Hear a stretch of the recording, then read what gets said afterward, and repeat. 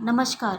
आज की कक्षा में हम गृह व्यवस्था के उत्प्रेरक के बारे में जानेंगे। इसमें सर्वप्रथम हम मूल्य को समझेंगे। जो मूल्य है गृह व्यवस्था के 3 उत्प्रेरक कारकों में से एक है। मूल्य अनिश्चित एवं आत्मगत होता है। लक्ष्य मूल्यों की अपेक्षा अधिक स्पष्ट। यह वह निश्चित वस्तु है जिसे प्राप्त करने की प्रत्येक व्यक्ति इच्छा रखता है। इसी प्रकार से स्तर वह हैं ये तुलना का आधार है। मूल्यों व लक्ष्यों की अपेक्षा अधिक स्थूल एवं व्यवहारिक होते हैं। पारिवारिक जीवन में सफलता प्राप्त करने, घर में सुखद वातावरण बनाने तथा परिवार के सदस्यों की सुख, उन्नति एवं संतुष्टि के लिए लक्ष्यों को प्राप्त करना नितांत आवश्यक है। लक्ष्यों की प्राप्ति हेतु निरंतर संघर्ष करना पड़ता है तथा विकट से विकट समस्याओं को सहज स्वीकार करते हुए उनका निराकरण करना भी आवश्यक होता है। इस प्रक्रिया में उसे कई निर्णय लेने पड़ते हैं। यह निर्णय कुछ कारकों द्वारा निर्देशित होते हैं। यद्यपि निर्णयकर्ता इन निर्देशित करने वाली शक्तियों से बिल्कुल अनजान और अनभिज्ञ होता है। इन्हीं शक्तियों को मूल्य, लक्ष्य एवं स्तर कहा जाता है। व्यवस्थापन का उद्देश्य इन्हीं शक्तियों को व्यवहारिकता प्रदान करना है। तो जब हम पढ़ रहे हैं कि गृह व्यवस्था के उत्प्रेरक कारक हैं मूल्य, लक्ष्य एवं स्तर। मूल्य, लक्ष्य एवं स्तर इन तीनों में घनिष्ठ संबंध होता है तथा ये अंतर संबंधित होते हैं। इसे हम निम्न प्रकार के त्रिकोण द्वारा दर्शाए देते हैं। ये त्रिकोण मैंने आपको बताया जिसमें मूल्य, लक्ष्य एवं स्तर को दर्शाया गया है और ये बताया गया है कि मूल्य क्या होता है, लक्ष्य क्या होता है और स्तर क्या होता है। मूल्य फ्लेमिंग के शब्दों में समस्त मूल्य मानवीय होते हैं। व्यक्ति ही इनका सृजन, मूल्यांकन और उपभोग करता है। अब हम जानेंगे मूल्य की विशेषताएं। मूल्य व्यक्तिगत होते हैं, अर्थात मूल्य की जो सर्वप्रथम विशेषता है उसमें हम बता रहे हैं कि मूल्य व्यक्तिगत होते हैं। इसी कारण से ये मूल्य ग्रहण करने वाले व्यक्ति के लिए हमेशा ही महत्वपूर्ण होते हैं। दूसरा है मूल्य स्थायी एवं अस्थायी दोनों प्रकार के होते हैं। शक्ति, प्रतिष्ठा एवं सफलता को वास्तविक मूल्य के अंतर्गत सम्मिलित किया जाता है क्योंकि ये स्थायी होते हैं। कुछ मूल्य अस्थायी भी होते हैं। इनमें परिवर्तन इतनी अधिक मंद गति से होता है जिसका अनुभव आसानी से नहीं किया जा सकता। जैसे एक पीढ़ी से दूसरी पीढ़ी के मूल्यों में होने वाला परिवर्तन, यह परिवर्तन बहुत बाद में दिखाई देता है। दादी पोती के मूल्यों में परिवर्तन, माँ बेटी के मूल्यों में परिवर्तन इत्यादि इत्यादि। थर्ड है मूल्य ऐच्छिक एवं संतुष्टि प्रदान करने वाले होते हैं। फोर्थ, मूल्यों में स्वयं निर्माण एवं विकास की योग्यता होती है। फिफ्थ है मूल्यों की तीव्रता प्रत्येक व्यक्ति के लिए भिन्न होती है। सिक्स्थ है मूल्य निर्देशात्मक होते हैं, यह कार्य करने की प्रेरणा देते हैं। मूल्य संस्कृति के परिचायक होते हैं। मूल्य व्यक्तित्व निर्माण में सहायक होते हैं। यह धनात्मक एवं ऋणात्मक दोनों ही प्रकृति के होते हैं। मूल्यों को नापा व अध्ययन किया जा सकता है। मूल्य सामान्य तथ्यों पर आधारित होते हैं तथा स्थान, माहौल और परिस्थितियों के अनुसार परिवर्तित हो जाते हैं। ये तो हमने जानी मूल्यों की कुछ महत्वपूर्ण विशेषताएं। अब हम पढ़ेंगे मूल्यों का वर्गीकरण। तो मूल्यों का वर्गीकरण अलग अलग मनोवैज्ञानिकों ने कई प्रकार से बताया है।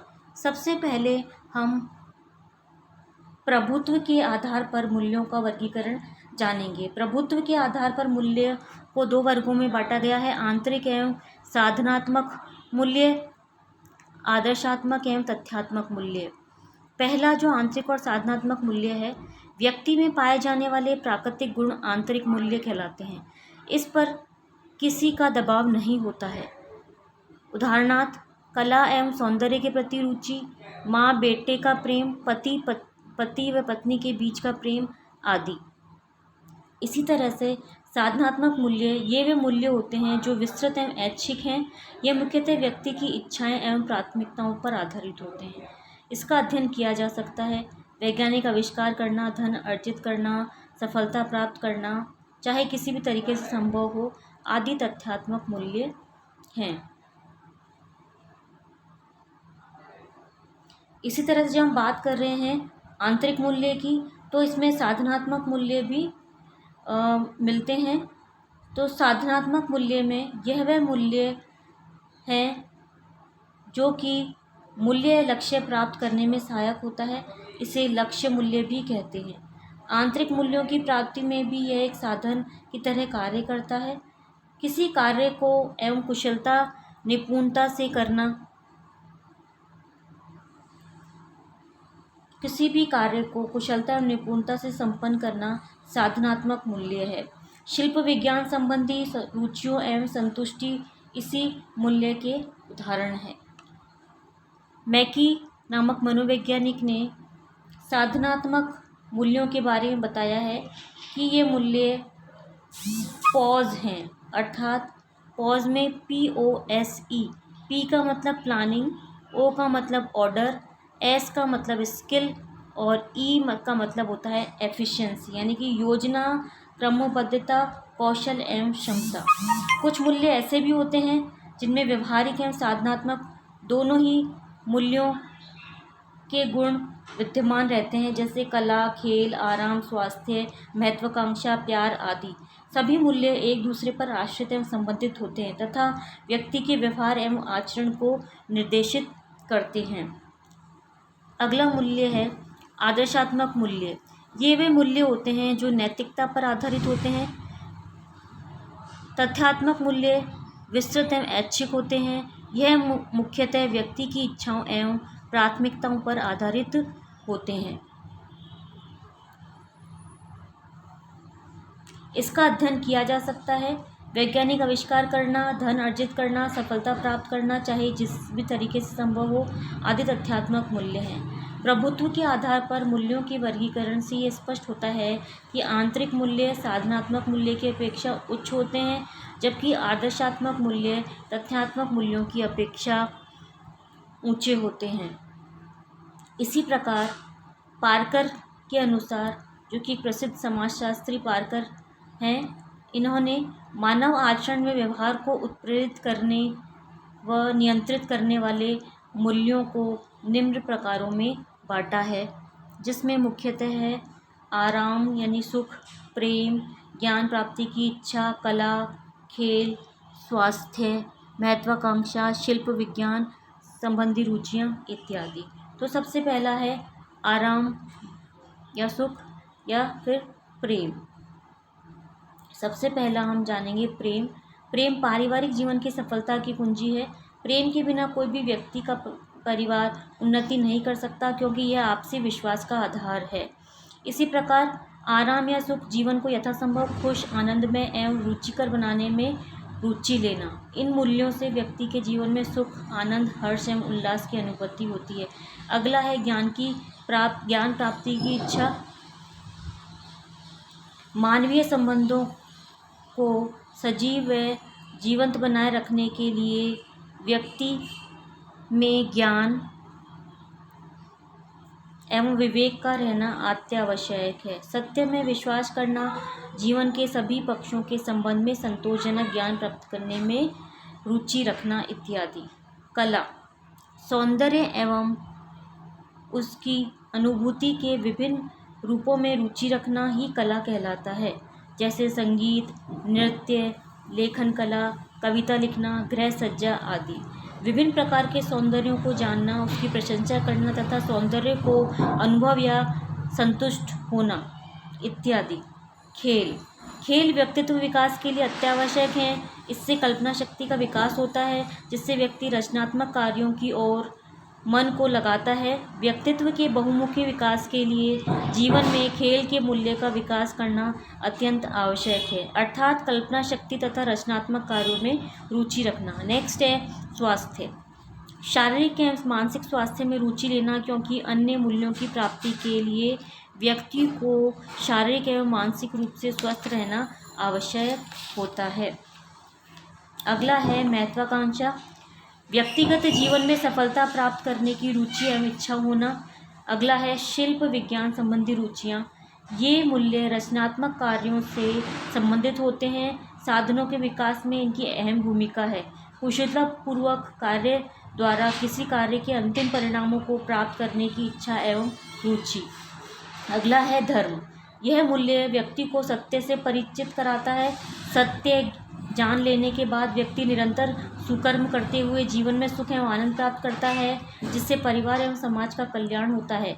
इस मूल्य के अंतर्गत ईश्वर भजन, साधु संतों के प्रवचन सुनने, मानव कल्याण, पूजा पाठ एवं सत्य जानने के प्रति रुचि रखना आदि आते हैं।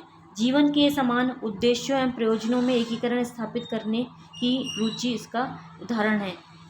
इन सभी मूल्यों में मूल्य धनात्मक होते हैं, इसके ऋणात्मक मूल्य भी होते हैं, जैसे प्रेम का घृणा, धर्म का अधर्म, सुख का दुख, आराम का तकलीफ, ज्ञान का अज्ञान, विवेक का अविवेक आदि। इसी प्रकार ये तो हमने पारकर के अनुसार आपको मूल्य, अलग अलग तरह के मूल्य बताए। पारकर ने एक और वर्गीकरण दिया है मूल्यों का, जिसमें उन्होंने बताया कि मूल्य क्रियात्मक होते हैं, मूल्य कल्पनात्मक होते हैं। तो क्रियात्मक मूल्य ये मूल्य होते हैं जो वातावरण के साथ समायोजन करने एवं उसमें पारस्परिक अंत्यक्रिया करना सिखाते हैं। इसी प्रकार कल्पनात्मक मूल्य ये मूल्य वस्तुतः कला एवं सौंदर्य की अभिव्यक्ति से प्राप्त संतुष्टि पर आधारित होते हैं। मस्तिष्क से इनकी उत्पत्ति होती है। अगले मनोवैज्ञानिक लिंडसे के अनुसार जो मूल्यांकन है उनको 6 वर्गों में वर्गीकृत किया है लिंडसे ने। सामाजिक मूल्य, आर्थिक मूल्य, सैद्धांतिक मूल्य, सौंदर्यात्मक मूल्य, राजनीतिक मूल्य, धार्मिक मूल्य इत्यादि इत्यादि। सबसे पहला सामाजिक मूल्य। ये मूल्य समाज के कल्याण से संबंधित होते हैं। चूँकि मनुष्य एक सामाजिक प्राणी है, वह जिस समाज में रहता है उसके प्रति भी उसे कुछ कर्तव्य निभाने पड़ते हैं, जैसे निर्धन छात्र की सहायता करना, अनाथों विकलांगों की सेवा करना आदि। आर्थिक मूल्य। व्यक्ति, परिवार व समाज के उत्थान के लिए अर्थ यानी कि धन का रहना नितांत आवश्यक है। उसके बिना सुखी परिवार या सुखी जीवन की कल्पना नहीं की जा सकती। सैद्धांतिक मूल्यों में जीवन में सफलता प्राप्त करने हेतु व्यक्ति को कुछ सिद्धांतों को अपनाना और पालन करना पड़ता है। सौंदर्यात्मक मूल्य में जीवन को सुखमय एवं आनंदमय बनाने में सौंदर्यात्मक मूल्यों का अमूल्य स्थान होता है। राजनीतिक मूल्य में प्रशासनिक कार्य में रुचि रखना, राजनीतिक पार्टियों में कार्यकर्ता के रूप में कार्य करना, विभिन्न दलों का नेतृत्व करना इत्यादि। धार्मिक मूल्य जीवन में सुख, आनंद एवं संतोष प्राप्त करने के लिए धार्मिक मूल्यों का सृजन एवं विकास करना बेहद जरूरी है, जैसे भजन कीर्तन करना, साधु संतों के प्रवचन सुनना, व्रत उपवास करना, धार्मिक सभाओं में भाग लेना, ईश्वर में आस्था रखना इत्यादि। ये तो हमने बताए लिंडसे के अनुसार मूल्यों का वर्गीकरण। इसी प्रकार प्रोफेसर PS नायडू के अनुसार भारतीय संस्कृति के अनुसार मूल्यों को निम्न वर्गों में बांटा है, जो क्रम अनुसार इस प्रकार है। आर्थिक मूल्य, शारीरिक मूल्य, सामाजिक मूल्य, मनोवैज्ञानिक मूल्य, दार्शनिक मूल्य तथा आध्यात्मिक मूल्य। उपरोक्त 6 मूल्यों में से प्रथम 4 जो हैं वो तो साधनात्मक मूल्य कहलाते हैं, और इसके बाद दार्शनिक मूल्य और आध्यात्मिक मूल्य आंतरिक एवं आदर्शात्मक मूल्य हैं, जो मनुष्य को जीवन में सही गलत, उचित अनुचित, धर्म अधर्म के बारे में सोचने को विवश करते हैं तथा उसे गलत राह पर जाने तथा गलत कार्य करने से रोकते हैं। परिवार न केवल बालक को उच्च जीवन मूल्य सिखाता है, अपितु नए मूल्यों का निर्माण, विकास एवं पोषित भी करता है। इसीलिए जीवन मूल्यों का निर्माण सदैव सोच समझ कर किया जाना चाहिए। ऋणात्मक जीवन मूल्यों को बिना हिचकिचाहट के तुरंत ही त्याग देना चाहिए, तभी व्यक्ति व परिवार वांछित सफलता एवं उन्नति प्राप्त कर सकता है। यदि कोई परिवार ऐसा नहीं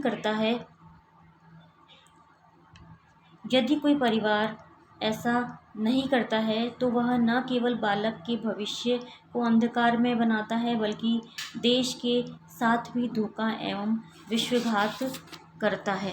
तो बच्चों, हमने जाना मूल्यों की विशेषताएं, मूल्यों का वर्गीकरण एवं मूल्य लक्ष्य स्तर एक दूसरे से किस प्रकार से संबंधित हैं। अगली क्लास में हम स्तर एवं लक्ष्यों के बारे में जानकारी प्राप्त करेंगे। नमस्कार।